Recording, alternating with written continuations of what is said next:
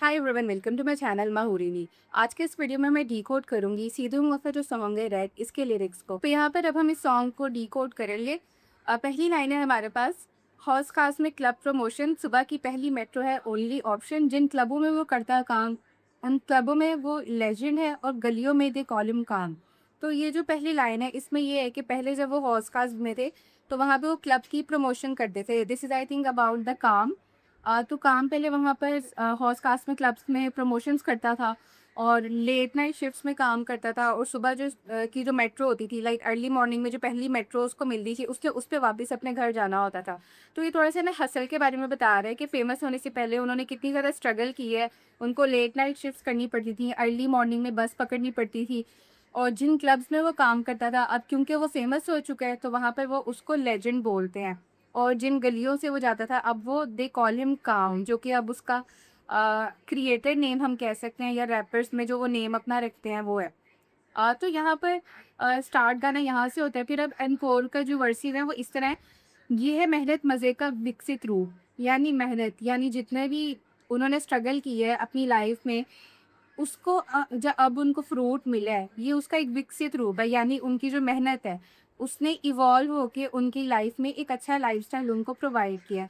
जहाँ भागते हम परछाइयों से जाते जहाँ पे दिखी रूप, यानी जहाँ पर भी डार्कनेस होती है, अंधेरा होता है, शैडोज़ होती हैं, जो परछाइयाँ होती हैं। इस वर्स में ना उसका मतलब है कि जो डार्क साइड होती है, लाइक जिस चीज़ से आप डरते हो या जो गुर्बत है, जो पॉवर्टी है उससे। और जहाँ पर उनको सनलाइट मिलती है, धूप मिलती है, जिसको वो कहते हैं इज़ रे ऑफ होप, यानी उम्मीद की किरण जहाँ पर दिखती है कि यहाँ पर हम मेहनत करेंगे तो हमारी लाइफ में हम कुछ अचीव कर पाएँगे, तो वहाँ पे वो जाते हैं।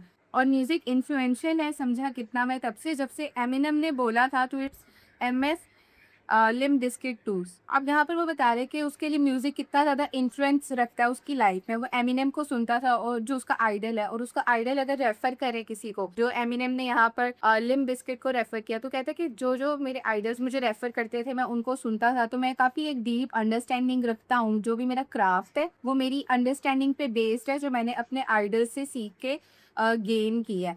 मैं आना-तानी करता नहीं, माइक पे आते ही आई स्पिट द ट्रूथ, यानी ये फालतू की चीज़ें नहीं करता, और जैसे ही माइक उसके हाथ में आता है तो वो सच बोलता है, यानी वो झूठी बातें करना या शुगर कोटेड कुछ बोलना ऐसा नहीं है। हुआ था जो हमारे साथ करे हम हूबहू, यानी वो ये बोल रहे हैं कि जो हमारा लाइफ एक्सपीरियंस था, जो हमारे साथ हम पे बीती थी, उसी को हम अपने रैप के लिरिक्स में पुट अप कर रहे हैं, और जो हमारी स्टोरी थी, उससे जो हमने सीखा है, या जो हमारा एक लाइफ जर्नी था, हम उसी को अपने रैप लिरिक्स के थ्रू बाकी सबके साथ शेयर कर रहे हैं। कुछ बच्चे हैं नए सीन में, वो who risk it to get the biscuit, यानी अब वो कह रहे हैं कि कुछ अब जो न्यू कमर्स आ रहे हैं वहाँ पर उनके लिए है कि बिग रिस्क बिग रिवॉर्ड। ये जो लाइन है ना, risk it to get the biscuit, इसका मतलब यही होता है कि जितना बड़ा रिस्क होगा उतना बड़ा रिवॉर्ड होगा, और जो नए लोग हैं वो फिर इसी तरह से ही आगे बढ़ते हैं, क्योंकि सीधे मौत ने किया जो कहा, लिखित द सिकेस्ट टू। अब यहाँ पर वो बोल रहे हैं कि जो सीधे मौत ने किया जो कहा, यानी जो वो अपने लिरिक्स में बोलते हैं, मतलब they act on what they से। और लिखित मतलब जो उनकी राइटिंग है, जो उनका लिरिसिज्म है, उसको सिक्किस डूड का मतलब है, जब हम ना फन वे में कहते हैं इनसेन डो, ये वो वाला है कि ये लोग बहुत कूल लोग हैं, इन ईजी वर्ड्स। जाने मन जाने जा मुझे जान आए जाए पर खाली कभी ना बांध जाए। अब वो ये बोल रहे हैं कि जाने मन जाने जा, इसको आगे वो बोल रहे हैं कि मैं जब भी किसी टारगेट को हिट करता हूँ तो अपना टारगेट मैं मिस नहीं करता। बाँध जाए का मतलब ये मतलब अपना टारगेट मिस नहीं कर रहा। वचन जाए ना कभी चाहे चले यहाँ प्राण जाए। अब वो ये कह रहे हैं कि मेरी जान जाती है तो जाए, लेकिन अगर मैंने कोई ज़ुबान दी है, वचन मीन्स कोई प्रॉमिस किया है, कोई कमिटमेंट की है, वर्ड की वैल्यू वो बता रहा है कि मेरे जो वर्ड्स हैं वो मैटर करते हैं, और अपने वर्ड्स पे पूरा उतरने के लिए अगर मेरी जान भी मेरी देनी पड़ती है तो I am a man of my words, ये इस तरह से बोल रहा है।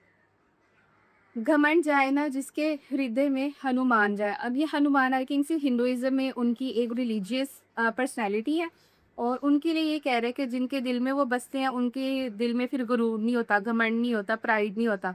भारत में सबसे बेहतर तो भूखे भालू, वो अपने आप को भूखे भालू बोल रहे हैं, यानी भूखे भालू का मतलब है हंग्री बियर्स, यानी जो अ, अब अगर वो फेमस है तो अपने काम से जो उनको रिज़ल्ट मिल रहा है, उसको वो चेज़ करेंगे। Like they work hard. इस तरह गाती नहीं है मैना तो लिखते हैं जैसे सरोजनी नायडू। सरोजनी नायडू आई थिंक एक पोइट है शायद, या कोई लिटरेचर से इसका ताल्लुक है। This is a person in the Indian literature. तो ये उसके बारे में बोल रहे हैं कि हम जो मैना मतलब कि जो कॉमन लोग गाना गाते हैं, जो एक कॉमन मेलोडी होती है, हम वो नहीं करते। हमारी जो भी रैप से लिरिक्स है वो काफ़ी डीप है, इन्फ्लुएंशियल है, इंटेलेक्चुअल है। फिर वो बोल रहे हैं बायजूस जैसे फ्रॉडी नहीं, बस इतनी सी हिपोक्रेसी। अब बायजूस आई थिंक ये एक कॉर्पोरेट कंपनी है जिसने शायद लोगों के साथ की स्कैम या फ्रॉड किया है। This is what I understand from the lyrics. और ये उसके बारे में बोल रहे हैं कि हम उस तरह लोगों को स्कैम करके फ्रॉड नहीं करते, और हम रियल हैं, और हमारे रियलिज्म को लोग कभी कभी हिपोक्रेसी बोल देते हैं जो उनके हेटर्स होते हैं। कि वे living like kings in the world's largest democracy. अब वो इंडिया को बोल रहे हैं कि दुनिया की सबसे बड़ी डेमोक्रेसी है और हम वहाँ पे किंग्स की तरह रह रहे हैं। अब यहाँ पर ना एक कॉन्ट्रडिक्शन है कि जहाँ पे डेमोक्रेसी होती है वहाँ पे किंग्स रूल नहीं करते, लेकिन वो कह रहे हैं कि हम जिस सिस्टम में रहते हैं हम उससे थोड़ा सा अलग चलते हैं। आधे लिरिक्स में वो ये भी बोलते हैं कि मैं इंटरनेशनल। तो वो अपने बारे में अपनी पोजीशनिंग बता रहे हैं कि हम लोकल सिस्टम से ज़्यादा एडवांस हैं, ज़्यादा बेहतर हैं, और लोकल सिस्टम में फिट इन नहीं होते। हम अपना रास्ता खुद बनाते हैं। जो लोग हमसे एक्सपेक्ट करते हैं हम वो नहीं करते। हम वो करते हैं जो हम करना चाहते हैं, और जो हम करना चाहते हैं वो इतना वैल्यूएबल है कि हमें ग्लोबली एक्नॉलेजमेंट मिलती है। This is the thing that they want to convey. बुरी खाल बुरे कंधे पे हाथ। अब यहाँ पर ये बुरी खाल और कंधे पर आती है ना, आई थिंक जो ब्राउन स्किन की बात करें कि साउथ एशिया में जो ब्राउन स्किन होती है, अब वो अपने स्किन कलर के बारे में बात कर रहा है। वैसे साउथ एशिया में brown skin I think so एक सिंबल है, बट साउथ एशिया में बहुत सारे ऐसे लोग भी हैं जिनकी वाइट स्किन है, जो थोड़े से डार्क स्किन के भी हैं, मतलब शेड्स ऑफ स्पेक्ट्रम है। लेकिन आई थिंक इन्होंने इसको थोड़ा सा सिम्बॉलिकली बोला है, क्योंकि ज़्यादा कॉमनली यही रेफ़र किया जाता है कि जो ब्राउन स्किन होती है, क्योंकि भारत इंडिया में, तो उसको यहाँ पे मेंशन कर रहा है।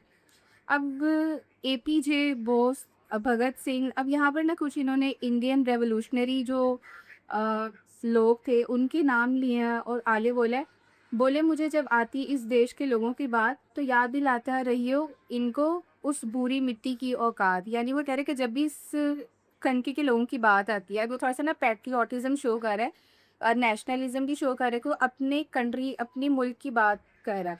कि जब भी हमारे जो लोग हैं, जो यंगस्टर्स हैं, उनको जो हमारी मिट्टी है, हमारी कंट्री की मिट्टी, उसकी वैल्यू बताना मकसद है। तो मैं एंटी गवर्नमेंट, ये बोले एंटी नेशनल, मैं international. I really love this song and this was a point I was waiting for. अब यहाँ पर ये बोल रहा है कि वो एक ऐसा बंदा जो हमारी जो सिस्टम है उसमें अगर कोई पार्टी या कोई गवर्नमेंट पावर में आ रही है, तो अगर वो उसको क्रिटिसाइज़ कर रहा है तो लोग उसको एंटी गवर्नमेंट की जगह मतलब एंटी नेशनल बोल देते हैं।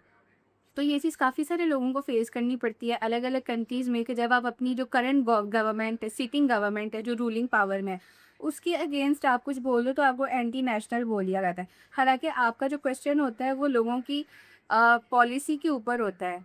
अपनी कंट्री के अगेंस्ट जाना मकसद नहीं होता, बल्कि पॉजिटिव क्रिटिसिज़्म होता है, जिससे आप चाहते हो कि आपके जो कंट्री में लॉ मेकर्स हैं, जो कंट्री आपकी रन कर रहे हैं, वो थोड़े बेटर डिसीजंस लें। मकसद ये होता है, लेकिन लोग ईगो पे बात ले लेते हैं और दूसरों को अनपॉपुलर करने के लिए या उनको डीफेम करने के लिए उन पे एंटी नेशनल का टैग लगा देते हैं। और ये चीज़ पाकिस्तान में भी बहुत ज़्यादा हमने देखी है। ऐसा होता है कि जो लोग गवर्नमेंट के अगेंस्ट बोलें, उनको एंटी नेशनल भी डिक्लेयर किया जाता है। तो यहाँ पे बोल रहे हैं मैं इंटरनेशनल कह रहे कि मेरी जो सोच है यहाँ के लोकल लोगों से ज़्यादा बेटर है, और मेरा जो क्राफ्ट है दैट इज़ इंटरनेशनल। तो वो ये बोल रहे हैं कि मेरा मकसद सिस्टम को क्रिटिसाइज़ करना होता है, अपनी कंट्री को नेगेटिव वे में पोर्ट्रे करना नहीं होता। तो वो ये बोल रहा है कि मैं एक सिस्टम का क्रिटिक हो सकता हूँ, लेकिन मैं अपनी कंट्री के अगेंस्ट नहीं हूँ, मैं अपनी कंट्री को लव करता हूँ। ये इस लाइन का मतलब है। एंटी इस्टेब्लिशमेंट हूँ, बहुत ही मेहनती और सेंटिमेंटल। एंटी इस्टेब्लिशमेंट का वही मतलब है कि जो सिस्टम है अगर वो कुछ गलत कर रहा है तो उसके अगेंस्ट है, वो अपनी कंट्री के अगेंस्ट नहीं है। और वो ये बोले कि मैं अपनी कंट्री के साथ सेंटिमेंटल हूँ, मैं इमोशनली अटैच्ड हूँ, इन्वेस्टेड में प्यार करता हूँ। डिफरेंट एनिमल जहरीला केमिकल। अब वो बोले कि मेरे जो हेटर्स हैं वो मुझे कहते हैं कि हमसे अलग थलग जा रहे हैं, तो वो बोल रहे कि मेरे हेटर्स के लिए मैं टॉक्सिक केमिकल हूँ। इन सारे कीड़ों के लिए अपने हेटर्स को कीड़े बोल रहे हैं। जो करते गाने शेयर पर करना चाहते हमें मन ही मन कैंसिल। वो कह रहे कि हमारे गाने तो शेयर करते हैं, लेकिन हमसे जलते हैं, खिलसते हैं और चाहते हैं कि किसी तरह हमारा डाउनफॉल हो जाए, हम कैंसल हो जाएँ। कैंसल कल्चर भी काफ़ी ज़्यादा पॉपुलर है, ज़रा-सा किसी का कोई डिफरेंस ऑफ ओपिनियन हमें कहीं देखने को मिलता है, तो हम उसको कैंसल करने के लिए कोशिश करते हैं या हमें लगता है कोई हमसे आगे चला जाएगा, तो ज़्यादा बेहतर अपने काम को उससे करने के लिए कि हम ज़्यादा इम्प्रूव करें, हम दूसरों को कैंसल करने वाला जो कल्चर है उसकी तरफ चले जाते हैं। तो आप ज़ोर लगा लें पूरी जी का, यानी वो कह रहा है कि अपने पूरी पावर लगा लो, दिल्ली हो या मुंबई, कोई बाल ना उखाड़े मेरी जे का। यानी वो ये कह रहे हैं कि दिल्ली, मुंबई या कोई भी किसी भी जगह पे रहता हो, मेरा क्राफ्ट बहुत स्ट्रॉन्ग है, मेरा काम बहुत स्ट्रॉन्ग है, तो आप लोग कुछ भी मुझे उखाड़ नहीं सकते, मुझे रोक नहीं सकते। जाति-पाति करे जो पैदा, मारूँ मैं उसकी जात का। यानी वो कह रहे हैं कि जो लोग लोगों में जात-पात की डिफरेंसेस क्रिएट करते हैं, लोगों को डिवाइड करते हैं, मैं उनके अगेंस्ट हूँ। मैं चाहता हूँ कि एक ह्यूमन बीइंग को एक ह्यूमन बीइंग की तरह देखा जाए और लोगों को उनकी जात-पात, आई थिंक तो हिंदुइज़्म में या इंडिया में ये बहुत ज़्यादा कॉमन है कि अपर क्लास, लोअर क्लास, मतलब कास्ट सिस्टम है। तो ये उस कास्ट सिस्टम के अगेंस्ट बात कर रहे हैं कि हमें ह्यूमन्स को वैल्यू करना चाहिए, चाहे वो किसी भी कास्ट का हो। हमें आई थिंक इसका ये मतलब है कि इक्वालिटी होनी चाहिए, इनजस्टिस नहीं होना चाहिए किसी के साथ भी। And I agree with this. पोरी घर वाली हिंदुस्तानी हिंदी है मेरी भाषा। वो अपनी रूट्स के बारे में बात कर रहे हैं कि जहाँ आई थिंक सो उत्तराखंड का कोई रीजन है और वो अपने बारे में बोल रहे हैं कि मैं हिंदुस्तानी हूँ और हिंदी मेरी भाषा है, लैंग्वेज है। आई थिंक सो इंडिया में भी ना काफ़ी ज़्यादा ये राइट्स होते हैं कि लैंग्वेज को लेके कहीं पे मराठी बोलती कहते हैं कि हमारी लैंग्वेज को प्रमोट करो, और इस तरह के भी कुछ इश्यूज़ मैंने इंस्टाग्राम पर, रील्स में और यूट्यूब पर ना देखी हैं कुछ वीडियोज़। तो आई थिंक ये उस लैंग्वेज के बारे में बात कर रहे हैं कि जो कंट्री की नेशनल लैंग्वेज है, मैं अपनी उस लैंग्वेज को ओन करता हूँ और मेरे ओरिजिन्स ये हैं, लेकिन मैं अपने आप को एक देशभक्त, वो बेसिकली आई थिंक सो कहना चाह रहा है। एंड देन आगे लिखा हुआ है, और इतनी आशा है कि लौंडे तू मुझे समझ पाए, और वो कह रहे हैं आई विश कि काश तू मुझे समझ पाते। यार ये एक अच्छी बात है कि तुम्हारा भी माइंड इतना ओपन होता, तुम इतने एजुकेटेड होते कि इस चीज़ को समझ पाते कि हमें जात कास्ट सिस्टम की वजह से लोगों को डिवाइड नहीं करना चाहिए, किसी को ऊँची नीची नज़र से नहीं देखना चाहिए, और जो किस तरह की डिविजन्स लोगों में क्रिएट की जाती हैं ड्यू टू कि वो कहाँ पैदा हुए थे, वो कौन सी ज़ुबान बोलते हैं। मतलब ये तो एक जगह, ये तो चीज़ें इंसान के इख्तियार में भी नहीं होती। इनकी बेस पे लोगों के दरमियान नफ़रत पैदा करना, वो उसके अगेंस्ट बात कर रहा है। And I agree with it.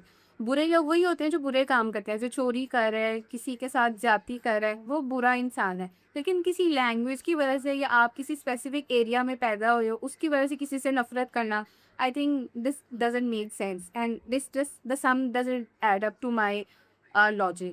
परवरिश में तेरी और मेरी कुछ इतना फ़र्क नहीं। अब वो आई थिंक सो ये नए लोगों के लिए बोल रहा है कि मेरी और तुम्हारी परवरिश में इतना कोई फ़र्क नहीं है, क्योंकि हम बेसिकली हैं एक ही जगह से हैं और रहते तो हम सेम जगह पे हैं, लेकिन काश ये जो हमारी मेंटालिटी है ये थोड़ी-सी इम्प्रूव हो पाती। एक क्लब प्रमोटर और एक कॉल सेंटर वाला ये कहना चाह रहे हैं, हम दोनों अगर कर सकते हैं तो तू भी कर सकता है। अब आई कैन से यंग लोगों के लिए मैसेज है या न्यू कमर्स के लिए कि जैसे अनकोर आई थिंक सो वो कॉल सेंटर में काम करता था और जो काम है वो क्लब प्रमोटर है। तो वो बोल रहे हैं कि हमारा जो बैकग्राउंड था वो काफ़ी हम्बल था। तो हम उस बैकग्राउंड से आकर हमने मेहनत की है, हम स्टार्स बने हैं, हमने फ़ेम ली है, पैसे कमाए हैं। तो अगर हम ये कर सकते हैं तो तुम भी कर सकते हो। क्योंकि सॉन्ग के ना स्टार्ट में अपनी स्ट्रगल बता रहे थे कि पहली मेट्रो है ऑप्शन, और वो बताया था कि क्लब्स की प्रमोशन करता है, यानी छोटे-छोटे काम करके फिर वो इस बड़े मुकाम पर आए हैं। वो अपनी इस स्ट्रगल स्टोरी एक तरह से बता रहे हैं, एवोल्यूशन बता रहे हैं कि किस तरह हम उस हम्बल बैकग्राउंड से टॉप पर आए हैं। अनकोर वाले वर्सेस ख़त्म हो गए हैं और अब ये काम वाला पार्ट इसमें स्टार्ट होता है। काम काफ़ी तेज़ से बोलते हैं, अब देखें, नहीं थी यहाँ 3 की टेबल, दूर रहे टीवी केबल, जब मारते हैं 4 लोग मल्टी, जब नहीं थे 12 लेवल। अब वो बोल रहे हैं कि पहले यहाँ पर 3 की टेबल भी नहीं थी, कि यानी आई डोंट नो, इसके 2-3 रेफरेंसेस हो सकते हैं। या तो एक ये हो सकता है कि एक बेसिक नीड भी नहीं थी जहाँ पर लोग बैठ सकते थे। 3 की टेबल भी नहीं थी, टीवी भी केबल भी नहीं था, यानी जो इस तरह की बेसिक लाइफ़स्टाइल की चीज़ें होती हैं हमारे पास ये भी नहीं थी, यानी हम बहुत ज़्यादा एक पॉवर्टी वाले बैकग्राउंड से थे। और जब मारते थे 4 लोग मल्टी, आई थिंक इसका मतलब ये है कि वो जो जॉइंट होता है, गांजा जिसको बोलते हैं, पहले 4 लोग वो एक शेयर करते थे आपस में, यानी जो लड़के ज़्यादा अनएम्प्लॉयड होते हैं या अभी पैसे नहीं कमा रहे होते हैं, उनमें ये तो ये काफ़ी कॉमन है कि इवन बहुत सारी दूसरी चीज़ों के लिए भी, कि वो एक चीज़ 4 लोग शेयर करके कर रहे थे। जॉइंट फूँकने की बात है, आई थिंक सो, या मल्टी उसी को कहते हैं शायद। और जब नहीं तो 12 label I mean it means 12 records. ये जो रिकॉर्ड लेबल्स होते हैं जो म्यूज़िक को प्रोड्यूस करते हैं या रैप की वीडियोज़ की प्रोडक्शन वगैरह में हेल्प आउट करते हैं और गाने रिलीज़ करते हैं, ये उनकी बात है शायद। जब नहीं थी बार्स में शक्ति, यानी क्योंकि जो बार्स हैं वो जो उनके वर्सेस होते हैं, लाइन्स होते हैं। आई थिंक सो ये अपने क्राफ्ट की बात कर रहे हैं कि मैंने अपने आर्ट को इम्प्रूव किया। मतलब मैं शुरू से जो लिरिक्स थे मेरे या जो मैं गा रहा था वो इतना स्ट्रॉन्ग नहीं था, मैंने अपने काम को इम्प्रूव किया। जब घूमते तलाश में जॉब की, यानी जब हम जॉब की सर्च में घूमते थे, अब वो अनएम्प्लॉयमेंट वाली बात यहाँ पर आई थिंक सो फिट बैठती है। दिस शिट अनरियल, अब आते 36 नहीं टेबल में 9 की। अब वो बोल रहे हैं कि टाइम हमारा चेंज हो चुका है, अब हम फेमस और पॉपुलर हो चुके हैं। अब जो एक 9 की टेबल थी, आई थिंक सो एक वीआईपी स्टैंडर्ड टेबल साइज़ होगा ये। कहते हैं अब हमारा जो स्क्वाड है वो 36 का हो गया, तो 9 की टेबल पे तो हम पूरे भी नहीं आते। तो भी ये बोले कि अब हम काफ़ी बड़े हो गए हैं, हमारा काफ़ी एक्सपैंड हो चुका है, एवोल्यूशन हो चुका है, हम काफ़ी इवॉल्व हो चुके हैं। तेरा भाई ये सीधे मौत की बोले जब मिलेगी मौत की। अब वो यही बोले कि तुम्हारा भाई जो सीधे मौत अपना नाम ले रहे हैं, अपनी ब्रांडिंग कर रहे हैं और कह रहे थे जब मर भी जाएंगे तभी ये बोले ये ब्रेड है सौगी खोते फौकी उड़ते पंचिस रोपी। ब्रेड सौगी मतलब सौगी ब्रेड ऐसी होती है जिसको आप खाना पसंद नहीं करते। वो शायद कि लाइफ के बारे में बता रहे हैं कि हमारी लाइफ कितनी लेविश नहीं थी, बहुत ज़्यादा उसमें कोई इंटरेस्टिंग और पीसफुल कंफर्टेबल चीज़ नहीं थी। यानी हमारी जो लाइफ थी वो एक सौगी ब्रेड की तरह थी, काफ़ी मुश्किल से उसका गुजारना। होते कॉकी यानी हम कॉन्फिडेंट हैं, अपने बारे में बोल रहे थे कि सारी स्ट्रगल्स के बाद भी, डिफ़िकल्ट लाइफ के बाद भी हम अपने जो कॉन्फिडेंस है हमने वो नहीं लूज़ किया। और जो रॉकी है आई थिंक सो एक हेवी लिफ्ट के चैम्पियन है, उसको रेफ़र कर रहे हैं कि हम उसकी तरह उतने पंचेज़ मारते हैं। मतलब वही है कि जो भी उनको टैकल करेगा, जो भी उनकी लाइफ में हर्डल आती है, ये उसको काफ़ी ईज़िली अ, टेक ओवर कर लेते हैं। नहीं छोड़ते मौका, मौका कॉल आया बोला boys got you new deal. अब वो बोल रहे हैं मो यहाँ पे ना आई थिंक आज़ादी रिकॉर्ड्स में इनका को-फाउंडर है, उनका नाम है मो। और ये बोल रहे हैं कि उसका कॉल आया, वो बोल रहे हैं कि उसने उनके लिए एक न्यू डील सिक्योर कर लिया है। बोला है घर पे कि पैसे का है नो सीन, कांडी लौंडे जो कभी नहीं थे सुशील। कांडी मतलब होते हैं जो बहुत ज़्यादा मतलब एडवेंचरस बोल रहे हैं अच्छे वर्ड्स में।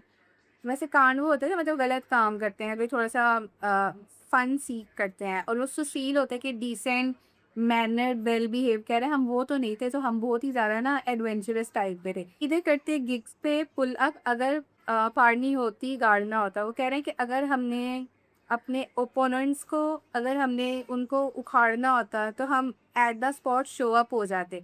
जानता नहीं तू कौन अगर तू दोस्त है दोस्त के यार के दोस्त का। अब वो बोल रहे कि हम तो बहुत फेमस हैं और जो हमारे नाम पे क्लाउड चेज़ करते हैं, यानी जो हमें नहीं जानते लेकिन हमारे दोस्त के दोस्त के दोस्त के दोस्त को जान के हमसे कोई अपना रेफ़रेंस बनाने की कोशिश करते हैं, उनको यहाँ पर वो ना इंसल्ट कर रहा है। अब वो कहते काम पे ध्यान दे, खुद जो माँगे ध्यान बस एच का। तो वो बोल रहे कि जो हमारे मतलब इस तरह के जो लोग हैं जो खुद तो कुछ इतना करते नहीं हैं, खुद लड़कीबाज़ी में लगे रहते हैं और हमें बोल रहे हैं कि काम पे ध्यान दो। जब 100 से ज़्यादा शो बजा लो आके ज्ञान। अब वो ये बोल ज्ञान क्या है ना सी वाला एक वर्ड है। तो बोले कि जब तुम लोग खुद 100 से ज़्यादा शोज़ कर लो तब हमें भी कुछ सिखाना। अभी तो तुम लोग खुद कुछ नहीं हो और हम लोगों को पता है कि काम कैसे करते हैं और हमें हमारा काम करने दो। हैं कुछ लोग सीखते नहीं, वही बोले कि कुछ लोग कभी भी ज़िंदगी में ना सीखते नहीं, आगे नहीं बढ़ते, इम्प्रूव नहीं करते, वो जहाँ होते हैं वहीं पे रह जाते हैं। जो मिली वो जिगरी थी नहीं। ये अब लड़कियों को रेफ़र कर रहे हैं कि जो उसको पास में कोई लवर उसकी थी वो जिगरी नहीं थी, यानी वो उसके साथ लॉन्ग टर्म लॉयल्टी में नहीं थी। और लॉयल्टी भी ज़रूरी नहीं है। समटाइम्स इश्यूज़ होते हैं, डिफरेंट रीज़न्स की वजह से पर्सनैलिटी मैच नहीं करती या लाइफ़स्टाइल लाइफ़ का जो पाथ है, ट्रैजेक्टरी है वो मैच नहीं करती, इस वजह से ब्रेकअप हो जाते हैं। लेकिन बहरहाल ये अपनी लड़की को बोले कि वो जिगरी ही थी नहीं।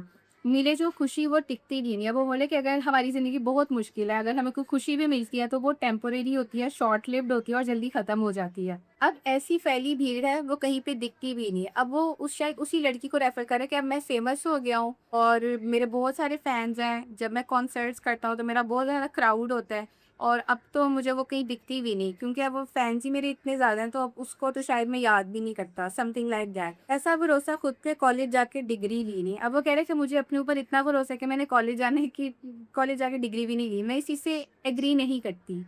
ऑब्वियसली अगर आपकी फाइनेंशियल सिचुएशन ऐसी है कि आप डिग्री ले नहीं सकते, तो आप एजुकेशन को फिर आगे ऑप्शन ही नहीं है। लेकिन अगर आप एक पर्सन हो जिसके पास ऑप्शन है एजुकेशन को परस्यू करने का, तो आपको अपनी एजुकेशन पे काम करना चाहिए। बेशक आपको बाद में आप ये बोलो कि इतनी ज़्यादा मेरी अच्छी जॉब नहीं लगी या मेरे इतने पैसे नहीं मैं कमाता। कभी-कभी ये रील्स भी शायद मैंने कल ही देखी है कि इतनी तो अ, जॉब के बाद पैसे नहीं हम कमा रहे जितनी हमें डिग्री पे लगाने पड़े। तो ये बातें ना बहुत इम्प्रैक्टिकल है। जो लोग इस तरह का उनका बैकग्राउंड है कि उनके पास कैपिटल फाइनेंशियल अवेलेबल है, चाहे उनके पास ज़मीनों की शक्ल में हो या ज्वेलरी की शक्ल में हो या उनके घर की मतलब एक अच्छा बड़ा घर हो उनके पास। अगर उनका फाइनेंशियल जो बैकग्राउंड है वो स्ट्रॉन्ग है, तो वहाँ पर अगर वो कोई बिज़नेस वग़ैरह करते हैं, तो बहुत ज़्यादा चांस है कि वो अपनी लाइफ़ में कुछ अच्छा अचीव कर सकते हैं। लेकिन हमारी जो मेजॉरिटी पॉपुलेशन है वो काफ़ी ज़्यादा पुअर है और हमें घर चलाने के लिए जॉब चाहिए होती हैं और जॉब तभी मिलती हैं जब आप एजुकेशन सिस्टम में एंटर करते हो। और आप जितने भी यूट्यूबर्स को देख लो, बहुत सारे यूट्यूबर्स हैं जिन्होंने अपनी जॉब्स भी की और उनके साथ जो उनको इनकम मिली फिर उसको टेक में इन्वेस्ट करके अपने बड़े-बड़े चैनल्स बनाए। कुछ मतलब बहुत सारे लोग हैं जो एजुकेशन को साथ-साथ लेके चलते हैं। अब ये सबकी लक होती है, कुछ लोगों को विदाउट एजुकेशन एक अच्छा एक्सपोज़र मिल जाता है, लेकिन वो एक्सपोज़र सबको नहीं मिलता। करोड़ों में से शायद कोई 100 लोग होते होंगे जिनको वो एक्सपोज़र मिल जाए, जहाँ पर वो एजुकेशन को छोड़ के ज़्यादा चीज़ों को हासिल कर सकें फाइनेंशियली।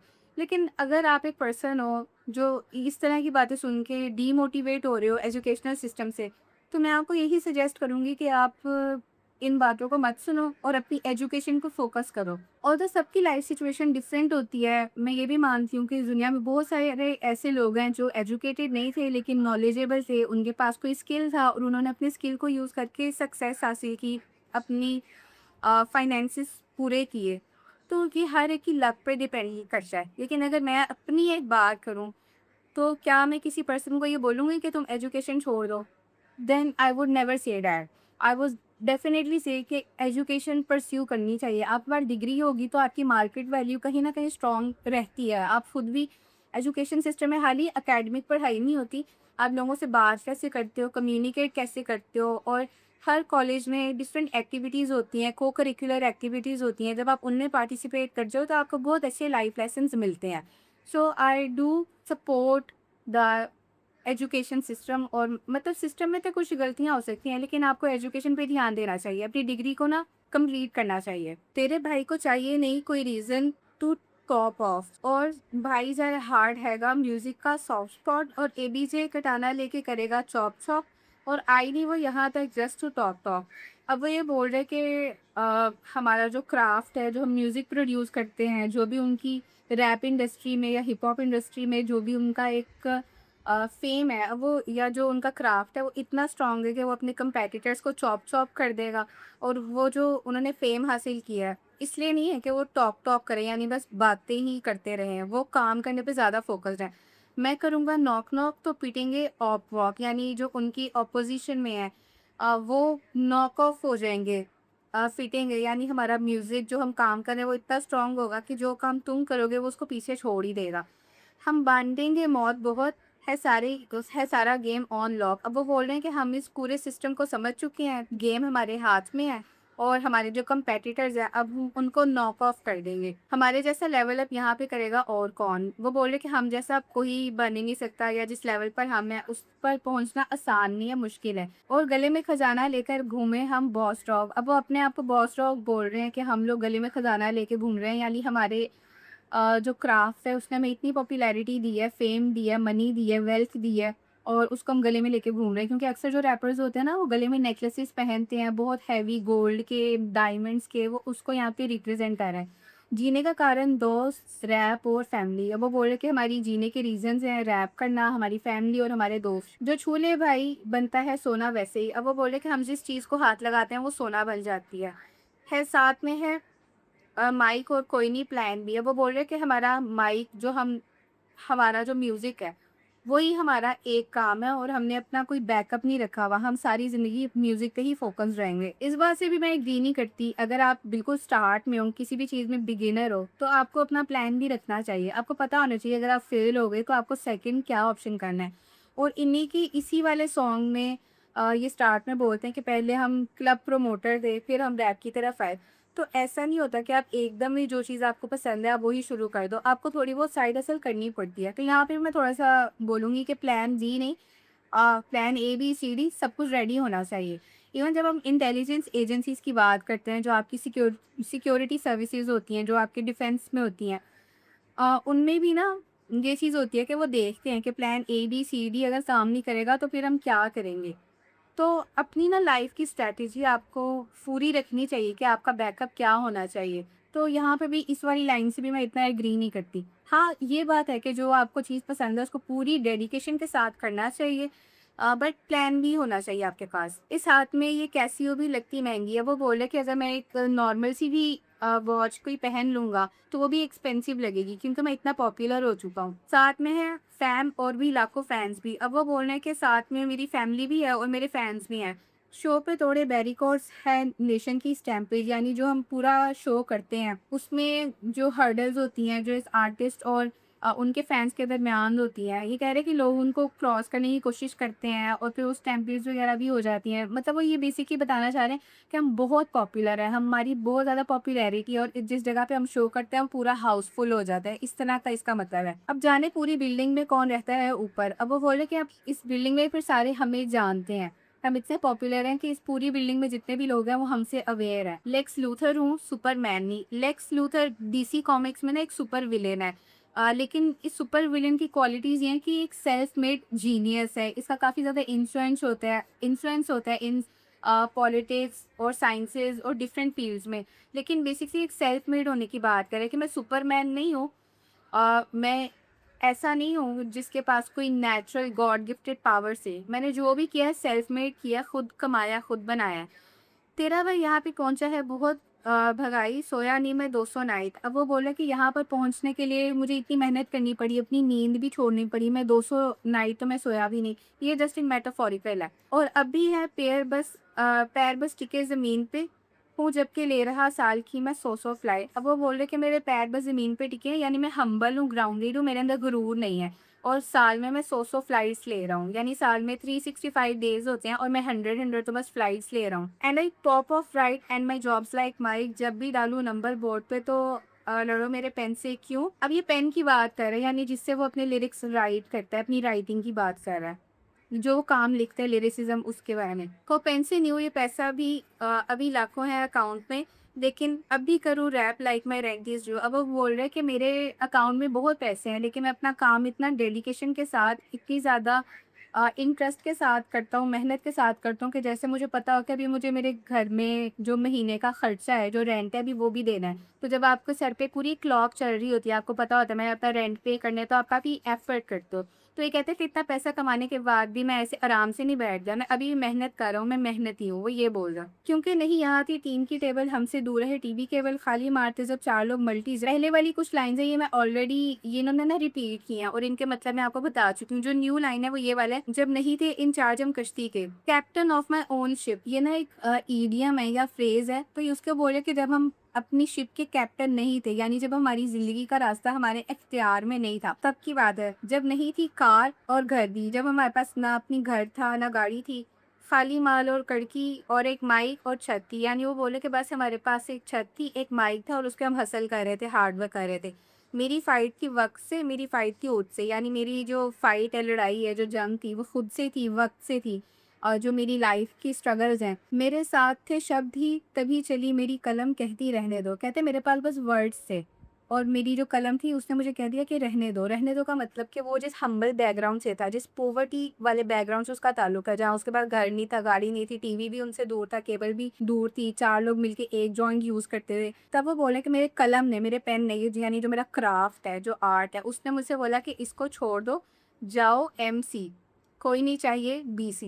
अब वो बोल रहे हैं कि ये जो पुरानी जिस हमारा बैकग्राउंड है वो उसको टाटा बाय बाय बोल रहा है कि इस बैकग्राउंड को छोड़ के आगे की तरफ देखो और अपने फ्यूचर को सिक्योर करो और कुछ बड़ा करो ज़िंदगी में। तेरा भाई सीधे मौत बिग प्लान्स ब्रो। अब वो कौन तेरा भाई सीधे मौत, ये तो आप सभी बोलते हैं, आप सबका भाई सीधे मौत, बिग प्लान्स ब्रो, यानी कि अब लाइफ में ना पॉवर्टी वाला बैकग्राउंड हमें नहीं चाहिए, हमें एक अच्छा लाइफ़स्टाइल चाहिए जहाँ पर हमारी बेसिक नीड्स भी पूरी हों और फ़ेम भी हमें मिले। यहाँ पे नहीं बचोगे वैक रैप डोंट स्टैंड क्लोज़। अब वो बोल रहे कि जिन वैक का मतलब होता है कि जो थोड़े से ना वीक होते हैं, इतने स्ट्रॉन्ग नहीं होते। बोले कि जो जिनका रैप इतना स्ट्रॉन्ग नहीं है वो हमारे साथ भी खड़े नहीं हो सकते क्योंकि हम इतना तगड़ा म्यूज़िक डालेंगे, रैप डालेंगे कि हमारे कंपैटिटर्स के पीछे ही रह जाएँगे। बैक टू बैक यानी एक बैक टू बैक यानी नए से नया गाना वो प्रोड्यूस करेंगे। लैब में कैब है शार्क 2-2। लैब मेरे ख़्याल से जो स्टूडियो होता है ना उसको रैप के स्लैंग में ना लैब बोल देते हैं कि वो बोल रहे हैं लैब में 2 शार्क बैठे हैं। अब शार्क टैंक तो आप सभी देखते हैं। आई अज़्यूम तो शार्क टैंक में आपने देखा होगा ना कितने लोग होते हैं जिनके बिज़नेसेस होते हैं और काफ़ी ज़्यादा फाइनेंशियली स्ट्रॉन्ग होते हैं कि वो दूसरों के बिज़नेसेस में भी इन्वेस्ट कर सकते हैं। तो वो अब अपने आप को शार्क बोल रहे हैं कि अब हम शार्क बन जाएँ रैप के। हमें नहीं करेंगे आउट रैप ये वैक लोग यानी जिनका म्यूज़िक या रैप कमज़ोर है वो हमें आउट रैप नहीं कर सकते या हमारे फ्लो को बीट नहीं कर सकते। हम ही ने करा था पहले दिन से क्रैक पोड यानी वो पायनियर थे। वो ये बोल रहे हैं कि हम पायनियर थे इस रैप इंडस्ट्री में, वो ऐसा बोल रहे हैं। है हम दोनों भाई गेम के बैकबोन है हम दोनों भाई गेम के बैकबोन। अब वो बोल रहे हैं कि काम और अनकोर ये दोनों इस रैप वाली गेम के ना बैकबोन है, बैकबोन जो पूरा सपोर्ट करती है। वो ये कह रही कि चाहे हम नए से नए आर्टिस्ट आते रहें, हमारी इंडस्ट्री जितना मर्जी फ्लरिश कर रहे हैं, लेकिन ये इंडस्ट्री को खड़ा हमने किया है, हम उसकी बैकबोन है, रीढ़ की हड्डी है। वो ये बोल रहा है। तो ये पूरा गाना था। इस गाने पे जो मेरा जो एक स्टैंड है, जो मेरा टेक है, वो ये कि एवोल्यूशनरी गाना है। इस एवोल्यूशनरी गाने में वो बताते हैं कि उनका हम्बल बैकग्राउंड था, वहाँ से फिर उन्होंने फ़ेम कैसे अचीव की। और फ़ेम अचीव करने के साथ-साथ वो कुछ क्योंकि वो इंडियन है, तो वो अपनी कंट्री को प्रमोट कर रहे हैं, अपनी कंट्री से जो उनका कल्चर है, जो उनकी रूट्स हैं, वो उसको भी अपने सॉन्ग्स में रिप्रेज़ेंट कर रहे हैं। और वो ये कहना चाह रहे हैं कि हमारा जो रैप है, वो खाली म्यूज़िक नहीं है, वो काफ़ी इंटेलेक्चुअल है। वो कुछ ऐसे रेवोल्यूशनरी फिगर्स के भी नाम लेते हैं और कुछ पोएट्स के भी नाम लेते हैं और वो कहते हैं कि हमारी जो लिरिसिज़्म है, उसमें एक डीप मीनिंग है, उसका एक इंटेलेक्चुअल मतलब है और हम अपने कल्चर के साथ काफ़ी ज़्यादा कनेक्टेड हैं। यानी जो हमारे हेटर्स हमें एंटी नेशनल बोलते हैं, एंटी एस्टेब्लिशमेंट बोलते हैं, हम वैसे नहीं हैं। हम प्रमोट करते हैं, लेकिन हमारा जो तरीका है वो इंटरनेशनल है, यानी हमारा जो क्राफ्ट है वो लोकल लोगों से ज़्यादा बेटर है। तो उस बेटर होने पे वो अपने आप को किंग बोलते हैं कि हम दोनों किंग हैं और इस इंडस्ट्री को हमने ही खड़ा किया, वो ऐसे बोलते हैं रैप म्यूज़िक की इंडस्ट्री, वो इस तरह से उनका है। So I think this was a simple decoding of the song red by Seedhe Maut. तो मेरी यूट्यूब पे ना जो मैंने पहले जो 2 सॉन्ग्स डिकोड किए थे जिसमें नाम चाबू था और कोडेक था, उसपे मुझे अच्छे रिव्यूज़ आए, एंगेजमेंट भी अच्छी थी। लेकिन मेरी जो ऑडियंस थी वो 100% मेल थी। मैंने जब एनालिटिक्स देखे थे वाईटी स्टूडियो के, तो मैं आपको ये ज़रूर बोलूँगी कि आप अपनी फीमेल फ्रेंड्स के साथ मेरे चैनल को ज़रूर शेयर करें या आपकी सिस्टर्स हैं, कज़िन्स हैं या आप अपनी सर्कल में ज़रूर मेरे चैनल को शेयर करें क्योंकि मैं चाहती हूँ कुछ ऐसे टॉपिक्स कवर करना जो फीमेल्स के साथ काफ़ी ज़्यादा रेज़ोनेट करेंगे और उनको काफ़ी वैल्यूएबल इनसाइट्स मिलेंगी। So it is a request अगर आप इसी तरह की वीडियोस देखना चाहते हैं और इसके अलावा भी मेरे इंटरेस्ट है इस चैनल पे मैं रैप म्यूज़िक मतलब म्यूज़िक में ना कोई भी फॉर्मेट हो जो मुझे पसंद है मैं वो शेयर करूँगी आपके साथ। ये जो रेड वाला था आई थॉट कि इसमें कुछ चीज़ें हैं जो काफ़ी डीप हैं और मुझे इसको डिकोड करना चाहिए तो दैट इज़ व्हाई मैंने किया और ये एक रिक्वेस्टेड वीडियो भी थी। मुझे कमेंट्स में भी किसी ने रिक्वेस्ट की थी कि रेड वाला जो सॉन्ग है इसको भी डिकोड करें। सो मैंने रिक्वेस्ट ही पूरी की है और आपसे मेरी रिक्वेस्ट ये है कि आप मेरे चैनल को ज़्यादा से ज़्यादा लोगों में शेयर करें और आपको अगर कोई चीज़ बेनिफिशियल लगी है, अच्छी लगी है या आपका जो ओपिनियन है आप कमेंट में मुझसे शेयर कर सकते हैं। So this is it for today's video. I hope you have enjoyed it. Make sure to subscribe to my YouTube channel. See you in my next one.